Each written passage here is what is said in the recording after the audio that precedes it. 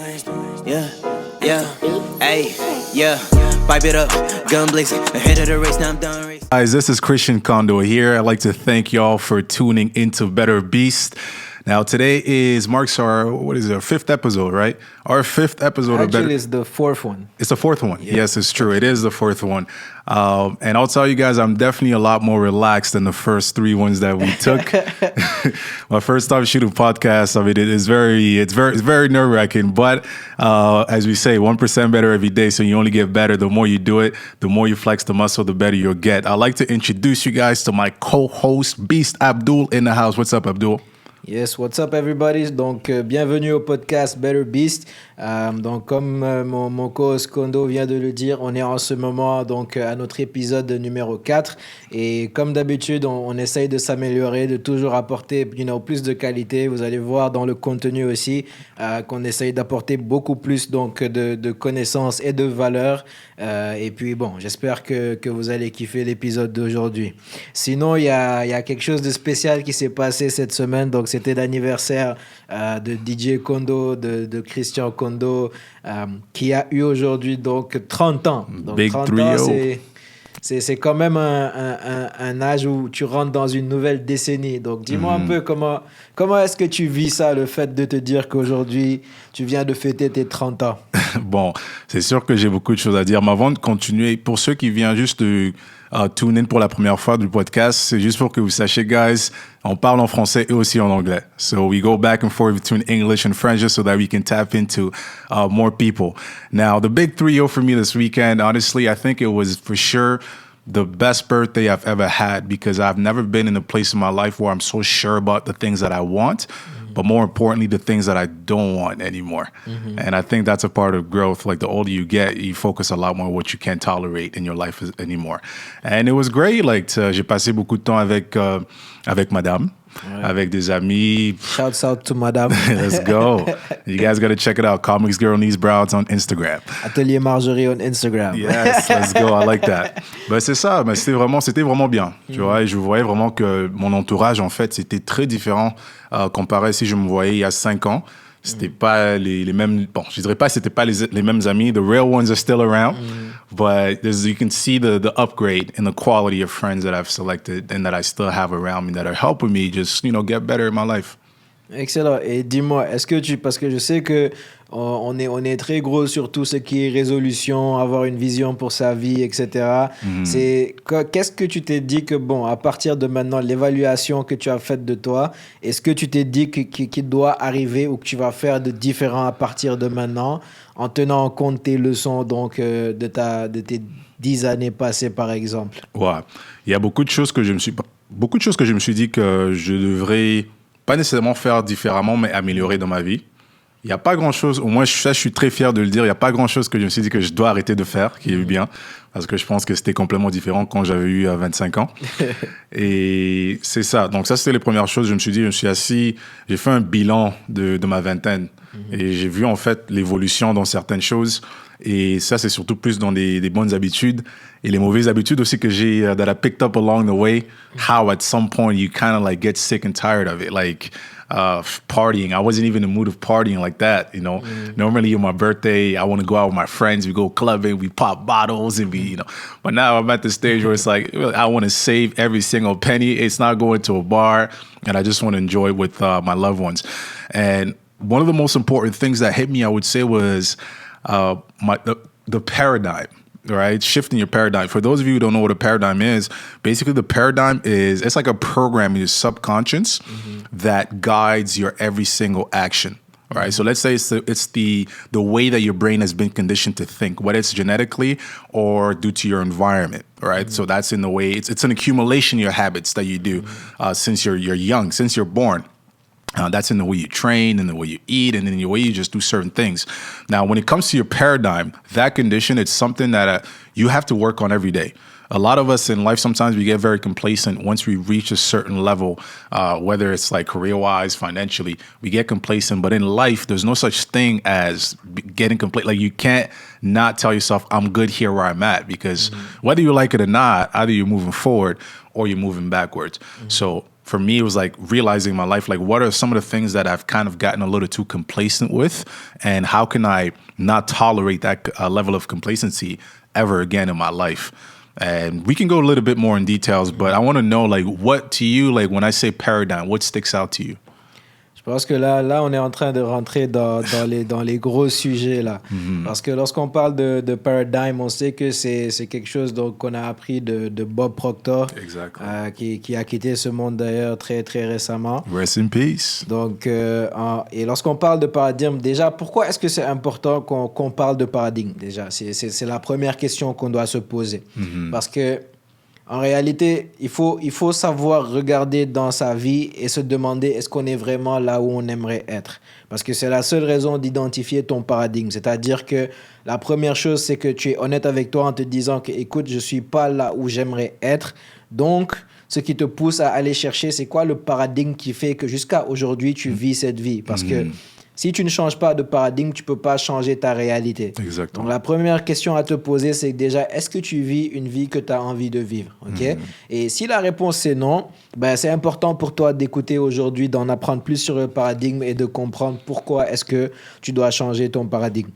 Moi, je peux dire que l'un des paradigmes, c'est-à-dire que façon de penser que j'ai eu à changer beaucoup, c'est la relation surtout avec l'argent et le fait d'investir sur moi-même. Tu vois, parce que disons que dans les dernières années, une fois que je gère donc tout ce qui est, toutes mes dépenses, etc., donc de base, loyer, etc., je n'hésite pas à prendre tout ce que j'ai et l'investir dans quelque chose qui va me permettre d'avoir plus de connaissances ou dans un coach ou quoi que ce soit. En tout cas, quelque chose dont j'ai besoin qui va me permettre d'évoluer dans ma manière de penser. Parce qu'une fois que je suis exposé à ce genre de personnes, je suis exposé à ce genre d'informations, c'est ce qui me permet après d'aller créer une toute autre réalité. Et quand on grandit, donc surtout dans une famille africaine, on grandit dans un pays où on te dit hey, il ne faut pas gaspiller l'argent. Ça, c'est ce qu'on appelle d'ailleurs le paradigme, n'est-ce pas? C'est-à-dire que quand tu es enfant, tu as ton subconscient, c'est comme une tasse. Okay? C'est comme une tasse. Tu prends la tasse et puis tu mets les choses dedans. Donc, c'est-à-dire que toutes les choses qu'on te dit en grandissant, et tu les gardes. Et une fois que ton subconscient, ce qui est dangereux avec le paradigme, c'est que ton subconscient, c'est lui qui mène le jeu sans que tu sois au courant. Et donc, une fois que tu mets ce genre d'informations dans ta tête, c'est ce qui fait que tu commences à avoir donc, certains résultats. Donc, pour moi, je dirais, qu'est-ce que tu dirais que est la première chose que quelqu'un devrait faire une fois qu'il se dit que, écoute, c'est pas comme ça que je voudrais vivre? I think that's a great question because I believe it all starts by asking yourself that question, right? Like the realization part is the first one. And I think another interesting analogy you just used is the cup, right? Based on what you're adding into your cup every day, some people aren't really aware of what they're filling up their cup with, right? So it's like that's with the movies you watch, the conversations you have with your friends, the podcasts that you listen to, just different things like that. So the first thing is you have to come to a realization of, okay, what's the information that I'm nurturing my brain? What's the environment that I'm placing myself around that is detrimental to my growth, that is holding me back?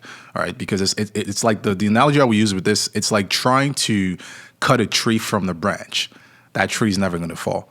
All right, the first thing is you have to go deep in the roots and figure out what is the main source of this tree that grew, of this challenge, of this problem that I'm facing. So that's the first thing. What would you say is the second thing that a person should do?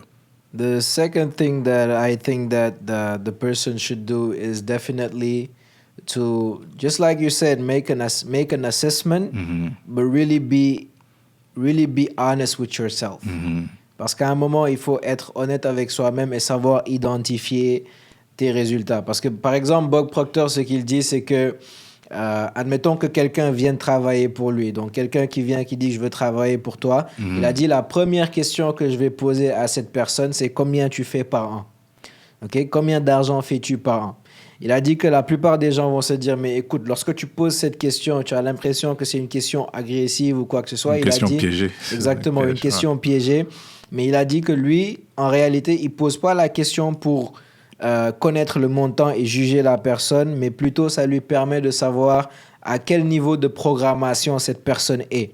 Parce que quelqu'un qui fait 50 000 $ par an par rapport à quelqu'un qui fait 500 000 $ par an, ils n'ont pas le même niveau de programmation. Dans la tête, ils n'ont pas les mêmes types de pensées, ce qui fait qu'ils n'ont pas les mêmes types d'actions, ce qui fait qu'ils n'ont pas les mêmes types de résultats.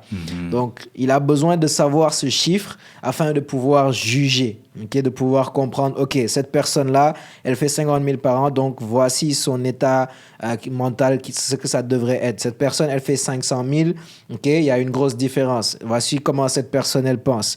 Et moi, je pense que c'est la même chose, c'est la même analogie avec la perte de poids. Si tu veux, la première chose que tu dois faire déjà, c'est lorsque tu te regardes devant le miroir, est-ce que toi, tu es heureux de ce que tu vois? Tu vois, parce que ça, c'est un feedback direct, la manière dont tu te sens. Et il y a 3 choses que tu ne dois jamais négliger, c'est-à-dire 1, happiness, c'est-à-dire la joie, la manière dont tu te sens. 2, ta richesse, quoi qu'on puisse dire, l'argent, c'est pas bon ou quoi que ce soit. Aujourd'hui, on a besoin d'argent pour vivre. Si tu regardes le prix de l'essence en ce moment, tu es d'accord avec moi qu'on a besoin d'argent pour vivre, Ça coûte, it costs money to eat, comme DJ Khaled le dit. Et moins tu as à te soucier de ces petites choses, des détails, des factures ou quoi que ce soit, tu sais que c'est couvert, moins tu auras tendance à entertain certains types de pensées, qui vont te faire reculer de l'arrière parce que tu auras plus d'énergie mentale, tu seras juste plus apaisé. Donc, c'est important aussi. Et à part la richesse, donc, ce qui est important aussi, c'est la santé. La santé, la joie et la richesse. Ce sont vraiment les 3 choses sur lesquelles on doit se concentrer pour faire un assessment, une évaluation et comprendre où est-ce qu'on est par rapport à ces 3 choses-là. Donc, pour revenir à ce que Bob Proctor il faisait, quelqu'un qui est en surpoids, par exemple aussi, de ce côté-là, on peut parler de paradigme. Parce que quelqu'un qui a 10 kilos de surpoids par rapport à quelqu'un qui a 50 kilos de surpoids, ou quelqu'un qui a 18% de gras par rapport à quelqu'un qui a 50% de gras. Ces 2 personnes-là n'ont pas la même programmation. Donc, ces 2 personnes-là, il faut aller voir c'est quoi le problème à l'interne. Parce que la perte de poids, le poids en tant que tel, c'est seulement un indicatif, c'est un feedback. C'est comme celui qui veut améliorer ses finances et qui doit regarder son compte bancaire. Donc, c'est vraiment un feedback par rapport à c'est quoi le résultat qu'il y a en ce moment. Mais ce résultat-là, il est là à cause de certaines actions, à cause de certaines lignées de pensée qui ont fait que cette personne est là aujourd'hui. Donc, c'est pour ça que la première chose qu'on doit faire, c'est de vraiment travailler le paradigme. Et je trouve que c'est là où c'est vraiment important de comprendre c'est quoi, afin de pouvoir vraiment changer sa vision des choses et changer le cours des actions. Oui, le paradigme, comme tu dis, il est très important, surtout parce que ça t'aide aussi à créer une identité. And the reason why I'll speak about identity, because we're about to get really deep and urban here, is because have you watched Kanye West's documentary? Ouais, yeah. Man, that it hit me really differently, and it was super inspirational. It's like you really realize how you live in your mind, and the things that come out in real life are a reflection of what's really going on inside of you. And for Kanye, aside from the things he's going through now, if you look at the history, right?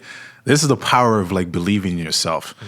He started as a producer from Chicago. He was 12, 13 years old, and he knew he was making beats. He knew that he had to surround himself with great beat maker in the same area to get better, to learn. He did that. And once you realize, okay, I have reached my limit here in the city of Chicago, I don't think I can make it bigger. Every hip hop artist, they go down to New York, I'm going to do the same thing.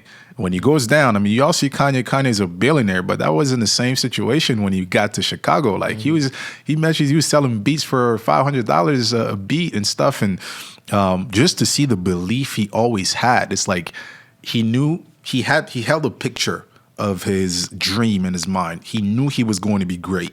It didn't matter to him how it's going to happen, because he knew it was going to happen. But all he had to do was find a way to transcend what was going on in his mind into real life. And that's what I think people also have to do in real life. Whatever goal that you set out, whether you think it's a small goal, big goal, business goal, even a simple goal is my goal is to fall more and more in love with my wife every day. Like those are goals that are super important that play into your happiness, which at the end of the day is what we all want, right? So setting these goals, like you have to visualize yourself doing it.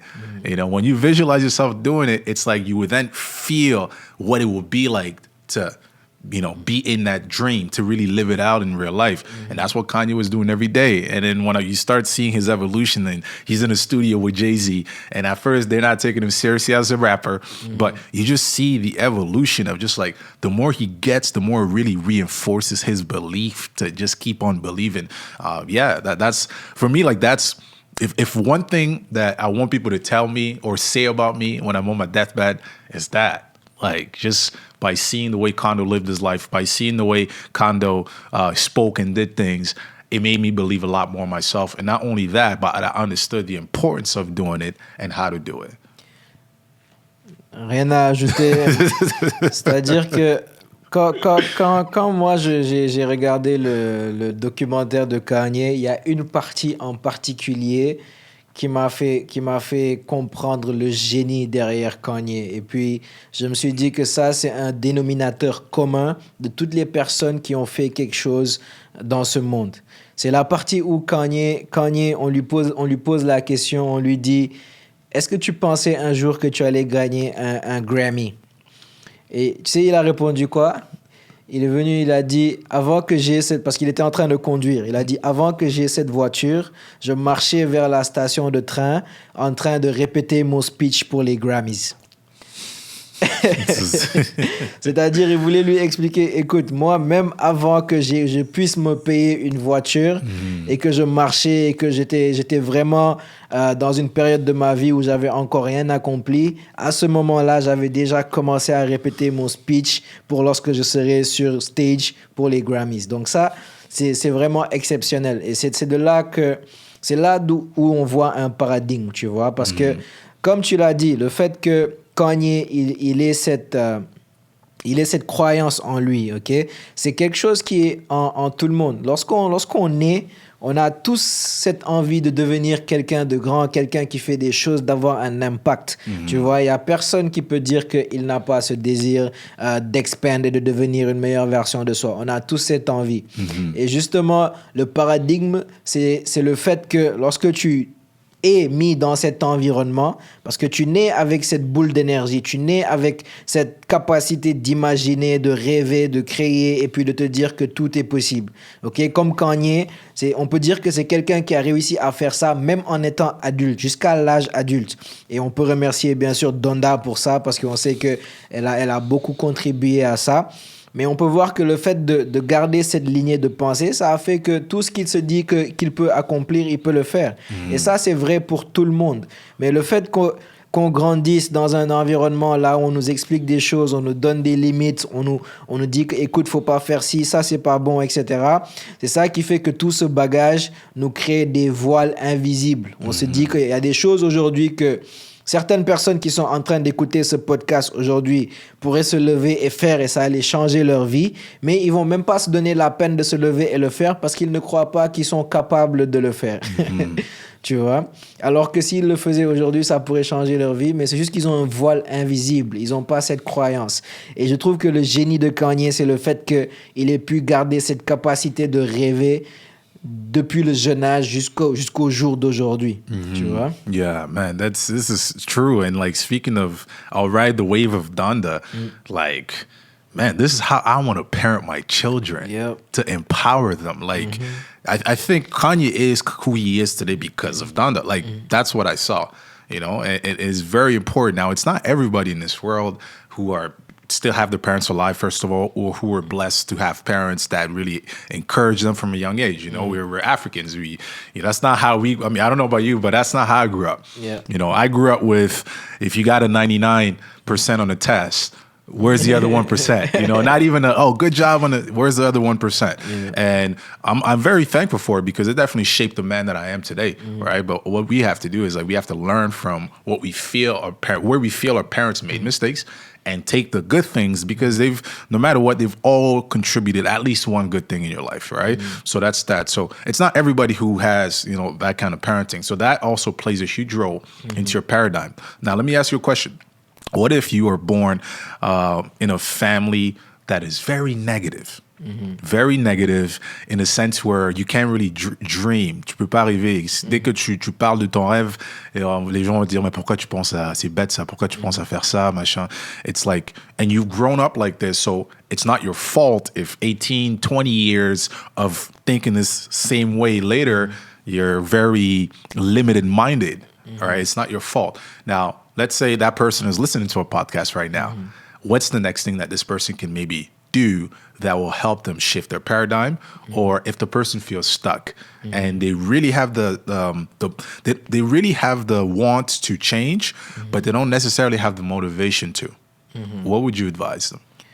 Well, the first thing is like, pour pouvoir aider cette personne, ce que la personne doit comprendre, c'est que comment déjà le cerveau il fonctionne, ok? Parce qu'il y a une chose, oui, lorsque tu es enfant, il n'y a que ton subconscient qui est développé. C'est à partir de l'âge de, je pense, 14 ans et plus que la conscience, elle commence vraiment à se développer de plus en plus. Donc là, tu as le subconscient, ok? Et là, c'est toutes les choses que ton environnement donc négatif a mis dans ta tête, toutes ces pensées, etc.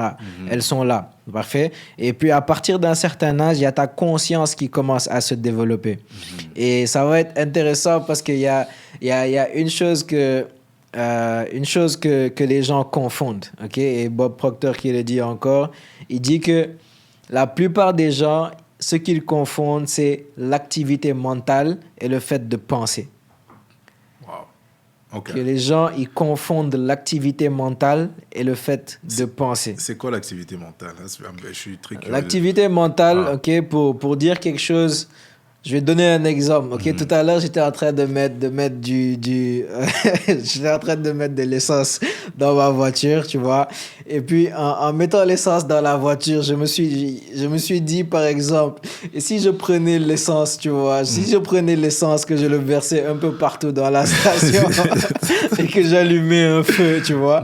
Mais ça, c'est une pensée que je me suis dit directement, écoute, c'est sûr que je vais jamais le faire, tu vois, but c'est de l'activité mentale. Like, on sait que le cerveau, it's crazy, tu vois. Le cerveau, il est fou. Parfois, tu as des pensées qui n'ont rien à voir avec la personne que tu es. Ça, c'est de l'activité mentale. OK, when your brain goes all over the place. Exactly. C'est-à-dire que et la plupart des gens, c'est comme ça qu'ils vivent, avec de l'activité mentale, pensant que ça, c'est le fait de penser. Parce que le fait de penser, c'est là où la conscience, elle vient en jeu. Parce que quand tu peux penser, tu peux soit rejeter de l'information ou accepter de l'information. Donc, la conscience, c'est comme le gardien du subconscient. Okay? Une fois que ta conscience, elle commence à se développer, là, tu peux juger, comparer deux choses. On te dit une chose, on te dit une autre chose, tu compares et puis tu prends une décision. Donc, à ce moment-là, tu n'as plus d'excuses. Même si ton subconscient, pendant la plupart de ta vie, a pris le dessus, tu as fait simplement les choses comme tu les voyais. Une fois que tu développes cette conscience, tu as l'habilité d'accepter ou de rejeter des informations. Donc, je dirais qu'une fois que tu comprends cela, tu sais que tu as le contrôle sur ton conscient. Mais le problème, c'est que la plupart des gens vont juste vivre leur vie avec le subconscient.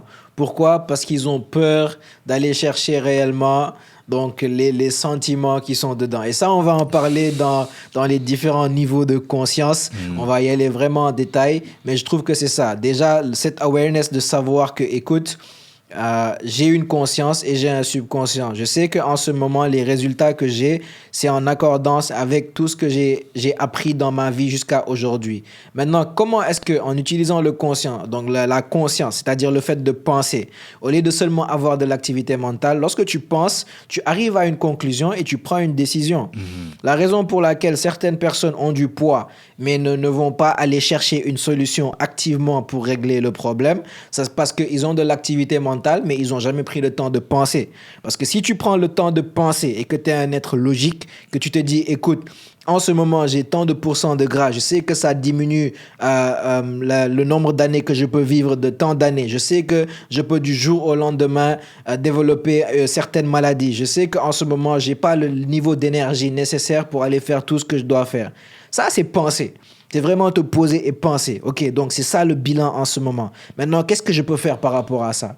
Mais les gens ne font pas ça. Ils se suffisent juste à l'activité mentale, ce qui fait qu'ils ne prennent pas vraiment de décision pour aller vers là où ils voudraient vraiment aller. Tu Ok. vois? Ouais, c'est comme soit c'est te remettre en question ou remettre en question tes décisions ou les choses que tu veux faire, quoi. Exactement. Wow. That is deep. I didn't even know there was a difference between like brain activity and thinking. Now that I know it, yeah, I think I'll start like really try to dissociate myself as much as possible from just like letting my brain go all over the place. But it's true; it makes a lot of sense. It's like, let's say you have the way I see it, a quick analogy, like you have two different tunnels, right? Two tubes. And let's say when your brain activity is just going all over the place, is going down one tube, and when you're thinking is going down another. Well, if you had do more, if you're focusing a lot more on your brain activity going all over the place, you have a lot more energy, effort, information just going down the drain that leads to nowhere, right? Rather as when it's really more about your thinking. The thinking is connected to your actions, which is then connected to your results, right? So it's like then you're filling up the opposite tube, which is a tube that will lead to you generating something out of it, basically. So all of that, like when I take a big step back, it's also a part of what I teach people, how to become aware of just these things in life, because that's the first thing that you have to do is awareness, awareness, and awareness. And everything that you do, awareness. Like for somebody who wants to lose, let's say weight, one quick exercise I can ask you is try to monitor your week. And sit down at the end of your week from Monday to Sunday. Just be mindful of everything that you do during the day. Everything that you do from the moment you wake up, brush your teeth, shower, what you eat, go to work, monitor it. At the end of your week, so let's say you do this from Monday to Sunday. Sunday, sit down, and I just want you to write 20 things that you did throughout that week. You write down these 20 things. Out of those 20 things, ask yourself, what is 20% of these 20 things that generate the most amount of results? Results if you want to lose weight, results if you want to make money, results basically that's drifting towards your goal. And what's the 20% of things that aren't serving me? Now, showering, brushing your teeth, it doesn't necessarily serve you, but it's not something that doesn't serve you either because you need to do it. So these are neutral things, so you have to do it. So don't focus on that. Focus more so on your day-to-day action that you know has led you to be here. And you'll realize like a pattern. There's certain things that you do continuously, because if you're eating or drinking one extra can of soda every 2 days, every 3 days, all of these things, man, they accumulate. The same, like your habits accumulate. When it comes down to a paradigm, the reason why your paradigm is how it is today, it's an accumulation of everything that you've done, everything that you've seen. It's all a part of the compound effect that ties into it. You know, so that's one of the exercises that I can give you. What's something that you can give to some of the listeners right now that they can put shifting the paradigm into practice today? Yeah. So, for me, je dirais qu'aujourd'hui, si tu veux changer ton paradigme, ce serait vraiment de te poser des questions, ok? Parce que Tony Robbins, il aime bien parler de ça, du fait que la qualité de nos vies dépend des questions qu'on se demande. Parce que ça fait du sens. Si tu te poses la question, qu'est-ce que je vais faire aujourd'hui pour pouvoir être heureux? Ben, tu vas sortir des réponses qui vont aller en lien avec cette question que tu viens de te demander. Okay? Si tu te poses une question, ben, qu'est-ce que je vais faire pour tuer cette personne? Là, ça va te ramener directement vers une autre lignée de pensée, tu vois? Donc, les questions qu'on se pose, en réalité, c'est ce qui fait que encore une fois, là, on parle du fait de penser. Parce que là, tu penses. Lorsque tu te poses des questions à toi-même et que tu cherches la réponse, tu es en train de penser. Donc, c'est pour ça que l'exercice que je donnerai aux gens, c'est d'abord d'identifier le paradigme en ce moment. C'est-à-dire, c'est quoi que les croyances qui ont fait qu'en ce moment, tu vis la vie que tu es en train de vivre. Okay? Tu sais que tu n'es pas là où tu aimerais être. Qu'est-ce qui fait qu'aujourd'hui, tu es là où tu es? Qu'est-ce que à quoi tu as dû croire pour pouvoir être là où tu es aujourd'hui. Et une fois que tu sais exactement c'est quoi, là, je te demande d'aller te demander la question, qu'est-ce que j'aimerais accomplir? Okay? C'est quoi ta vision par rapport à toi? Qu'est-ce que tu aimerais faire? Parce que, et une chose que les gens, genre, pour donner un peu un tip, ok, je vais te donner quelque chose que tu peux utiliser pour savoir si tu dois changer de vie ou pas. Si en ce moment, tu dois faire ces étapes-là afin de donc changer ta vie. Et cette chose, c'est ce qu'on appelle la culpabilité. Admettons que tu manges un gâteau Parce qu'il y a des gens qui vont manger un gâteau, ils vont pas être coupables du tout. Ils vont manger un gâteau, une glace, etc. toute la journée, manger que des cochonneries. Mais à la fin de la journée, ils ont aucune culpabilité. Alors qu'il y en a d'autres qui vont manger un gâteau au chocolat, mais ensuite, il va y avoir la culpabilité. Donc, si tu ressens la culpabilité, c'est un feedback direct qu'en ce moment, tu es en train de transgresser tes valeurs. Tu sais que toi, normalement, tu devrais bien manger. Si, par exemple, ça fait 2-3 semaines que tu n'es pas allé au sport et tu commences à te dire « Ah, je devrais vraiment recommencer le sport » et que ça commence à vraiment rentrer dans ta tête, tu commences à y penser, etc., mais que tu ne le fais pas, ça veut dire que en réalité, tu valorises le fait de prendre soin de ton corps, mais tu le fais tout simplement pas. Donc, si tu ressens ce sentiment de culpabilité, donc pose-toi la question de « Pourquoi est-ce que je me sens coupable? Je mange comme ça alors que je sais que je devrais perdre du poids. » C'est pour ça que tu culpabilises. Tu sais que tu veux perdre du gras, mais que tu es en train de faire des choses, au contraire, qui vont te faire prendre du gras. Okay? Donc, une fois que tu sais que tu as ce sentiment de culpabilité, tu détermines c'est quoi l'autre option. L'autre option, c'est-à-dire au lieu de te sentir coupable par rapport à ça, tu aimerais te sentir bien par rapport au fait de voir que tu es bien dans ton corps, d'avoir un corps qui te donne envie de t'aimer toi-même, ok, pour encore mieux définir l'identité que tu as de toi. Ce qui est important. Donc, une fois que tu détermines c'est qui cette personne que tu veux devenir, là, ce qu'on va faire, c'est qu'on va aller déterminer maintenant c'est quoi, à quoi est-ce que tu dois croire pour pouvoir devenir cette personne. Tu vois? Quels sont les beliefs, quelles sont les croyances que tu dois avoir pour pouvoir devenir cette personne? Et une fois que tu as ça, ben, il suffit tout simplement d'y croire. You know? That's a great exercise because it forces you to also... ça te force aussi d'aller apprendre de la personne que tu veux devenir. Tu vois, c'est-à-dire, for instance, if your goal is to be somebody like Will Smith, well, tap into what Will Smith reads. You know, check out what he listens to, and then tell yourself, well, can I... with what I'm currently reading and listening to, can I get myself there? Probably no. You know, and I'll give you guys a quick example. Like for me, as a personal trainer, when I started my business, when COVID began, I was okay. I'm just going to start by doing Zoom workouts. I want to help people train from their house and stuff, which was great, right? But at some point, that business model is not sustainable for two reasons. First reason is I was running the show by myself, all right? And I'm not a robot. So for the amount of classes that I was doing, plus the personal training, plus the content creation, it's only a matter of time until my body can't take it anymore, all right? So that wasn't the smartest way. And second, that wasn't the most scalable way, all right? Because I can only work with a select handful of people, all right? But if I want to be able to impact the world, my goal is to impact 1 billion people before my time is over, if God allows it so, all right, in a positive way. Man, if you're touching three people a day, I mean, it will accumulate over time, but you just don't have 24 hours is just not enough, you know? So one thing I decided was, okay, how can I do, let me see who's doing something that I would like to do later. And I started checking out my brother here, you know, and because I remember when we were doing workouts on Zoom, you were also doing it and then you stopped, right? And then you told me like, bro, you told me the exact same thing. It's not sustainable. It's this, you're going to go this route. I was like, you know what? I like it. I'll keep going. I went on for 6 months to come down to the same conclusion when I could have just listened to what you had told me, right? So sometimes you'll notice the reason why you want to tap into your whether your mentors or whether it's like your role models is because they will show you mistakes that they have made along the way that you don't necessarily have to make. So it's like you are getting literally access to shortcuts so you can speed up the process to getting to your goal. And like one of the things I'll leave off with, because I don't really know how much time we got left, but yeah, let's close it. Let's close it out. Let's close it out. Yeah, we'll close it out. But one of the things I'll leave off with is like when you're setting your goal. Okay, to help your paradigm, guys, use your imagination. Okay, use your imagination and start visualizing yourself being the person that you intend to be 5, 10, 15, 20 years down the line. And when you visualize that, hold it there. You know, think about it every day. Visualize every day.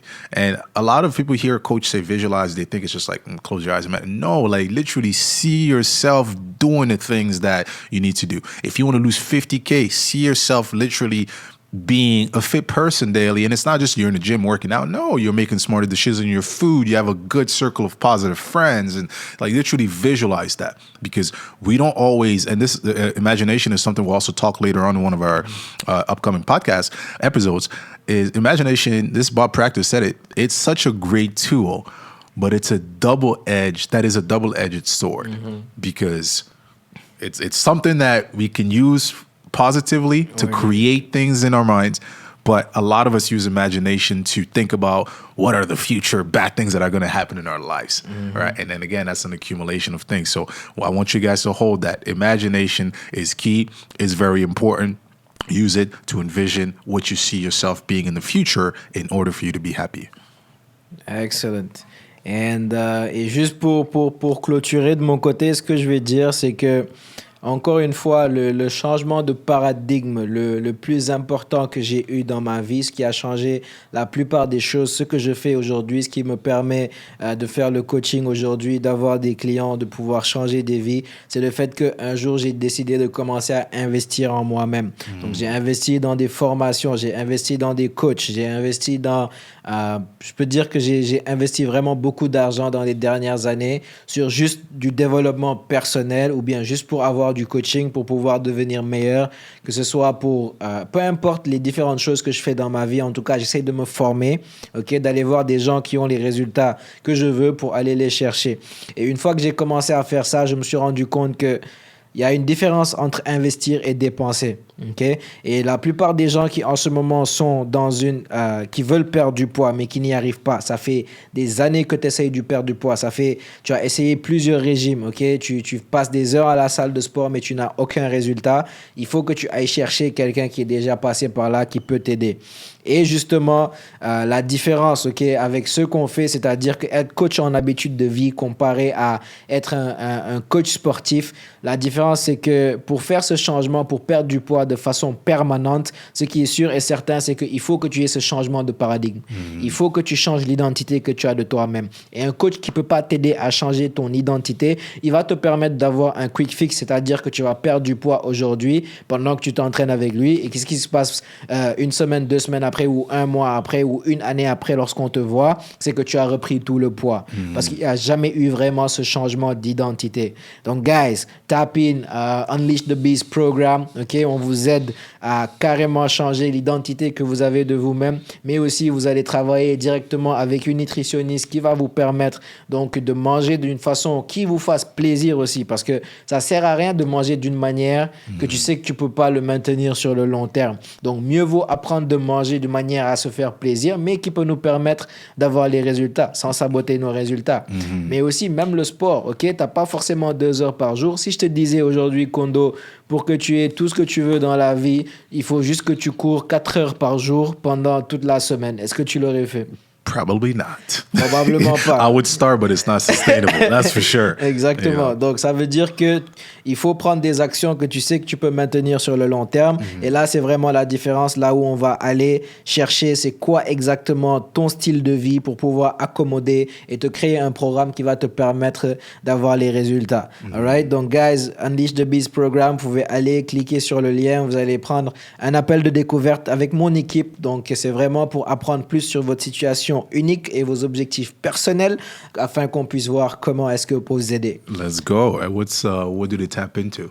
They just gotta click the link. Donc, il y a le lien qui est en dessous de la vidéo, dans la description du podcast. Et dernière chose, avant de laisser la parole à Kondo, pour qu'il nous parle de aussi 1% Better Fitness, c'est que, guys, on veut que vous alliez donner un review au podcast, de partager ce podcast avec quelqu'un d'autre. Si tu regardes sur YouTube, Spotify, Apple Podcasts, guys, ces petites choses-là, c'est petit, mais c'est ce qui nous permet, nous, d'avoir un feedback sur le travail qu'on fait et aussi nous permet de grandir notre page. Let's go. All right? Peace out. Yes, I love it. And guys, for me, I want you to tap into my aiming program. And what I help you do is I help you become aware. This is what we just discussed, of your paradigm.